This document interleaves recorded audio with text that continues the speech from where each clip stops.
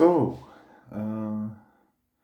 some news that came in last night, some breaking news that's a bit concerning for us Arsenal fans. It's the news that our captain Martin Odegaard has picked up an injury.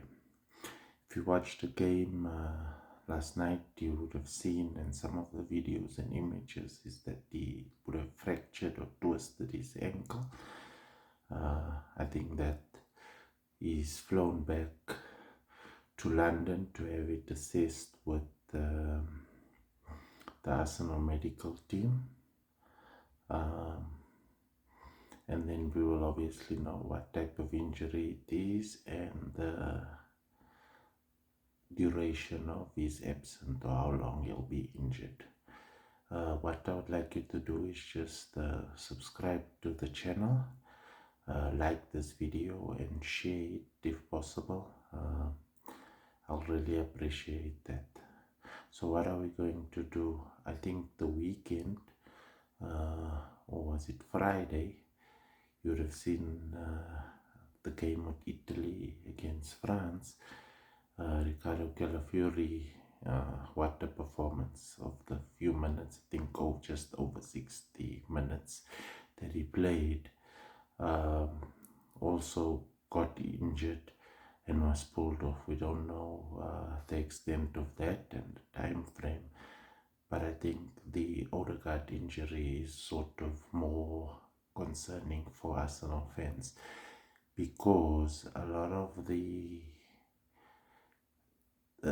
discussions in the transfer window or after the transfer window was what would happen if Odegaard is injured. Who is going to replace him? What are we going to do? Have we let or put ourselves short with Odegaard in terms of numbers, quality numbers? If Odegaard gets injured, a lot of people like, what if Odegaard gets injured? And this sort of came to our fears came to pass, and Odegaard is injured. So what do we do? What's gonna happen now?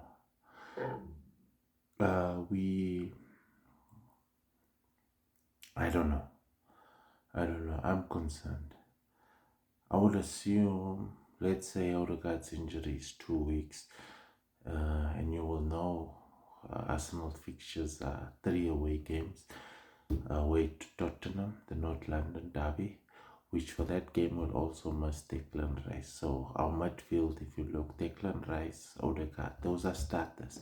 It's not like there's been injuries to our bench or to our squad players. It's injuries to our starters, key starters. So Declan Rice will miss it due to suspension. He'll just miss the one game, the Tottenham game.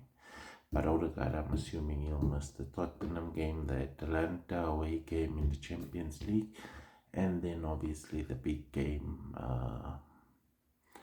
against Man City at the Etihad. What do you do? I think it's frustrating that as a club we could have left ourselves short. However, the understanding of what the club wanted us to believe by the squad, everyone would assume that Ethan Nwaneri is everyone mentioned that he was the replacement if Odegaard was injured, so we would have said, okay, we have 2 players per position, and if Odegaard's replacement would be him, he's only 17 years old, so I would say if that was your replacement, then he needs to come in, no matter his age, no matter what, he needs to come in and take that position, and then we need to give him then that chance. It's now, all games are tough. Many would feel, no, not for the North London derby, but this is the opportunity. He is the player that the manager feels, or the owners feel, or the team, the club feels is the replacement for Odegaard, then he needs to step in. So you would most probably think against Spurs, he'll come in And then what about Declan Rice? Are you gonna play Zinchenko? You might play Partey. A lot of people are feeling Partey, Jorginho would play there. Let's hope, because Partey played 90 minutes in 2 games. Let's hope he comes back, because he's also injury prone. So if he comes back, you would normally think, okay, it's Jorginho, Partey, Ethan. Or you could, a lot of people feel Zinchenko can go in there and play in the midfield.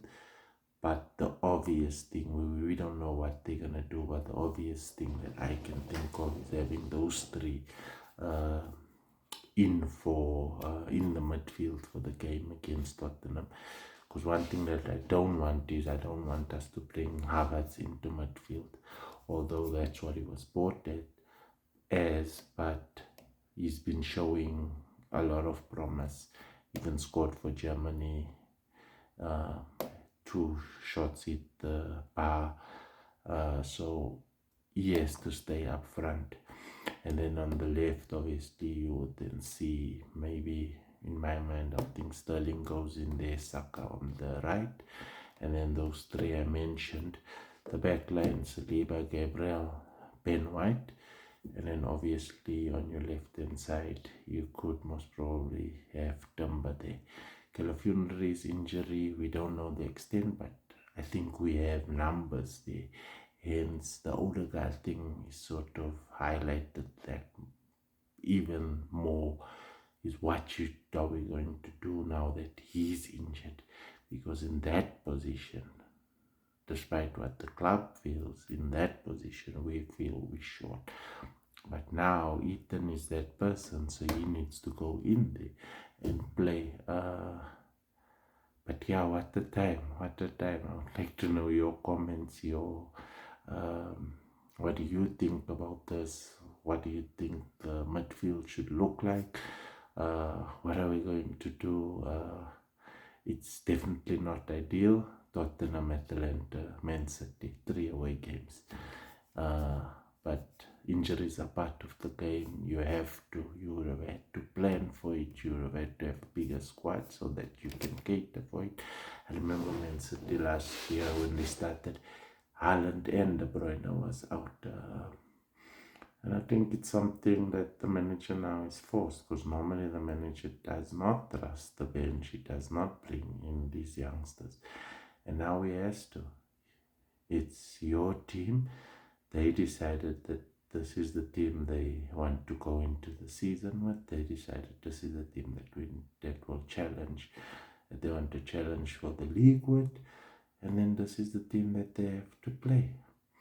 So hopefully we'll hear from Arteta, most probably Friday at his press conference, or Thursday, whichever day he comes on, and then we'll sort of know the extent of Odegaard's injury, and then probably on Sunday, for the game against Tottenham, we'll see the starting lineup. So yeah, what do you guys think? I'm really shocked. It was really a shock for me. I'm only doing this video now because I wanted to do it yesterday, but it was like, it was a big shock. Immediately when I saw it and that news broke during the game, when he limped off, he couldn't even walk. I saw images of him entering a jet or private jet with crutches. It looks like he's definitely out for the Spurs game, and I would assume for the Man City game. So now Ethan and the rest of the squad players, it's up to you. Arteta, it's up to you. The Arsenal team, it's up to you. You knew this could happen. You felt that you were sufficiently stacked for a title charge with this team, having let all those other players go. So I would assume, and I would think, that you have to now show us why you felt the squad should be this thin, and then prove us wrong. If Ethan is the guy, then put him in, and if he does well, then yeah, we've been proven wrong. So guys, like and subscribe this video, subscribe to the channel. Really appreciate it. Yeah, and thanks for that. I'll most probably post more content closer to the Spurs game. Um, and then if there's any other breaking news, we'll obviously have a discussion and I'll be speaking about it. But yeah, have a good day, have a good evening. Cheers, everyone. Go Gunners!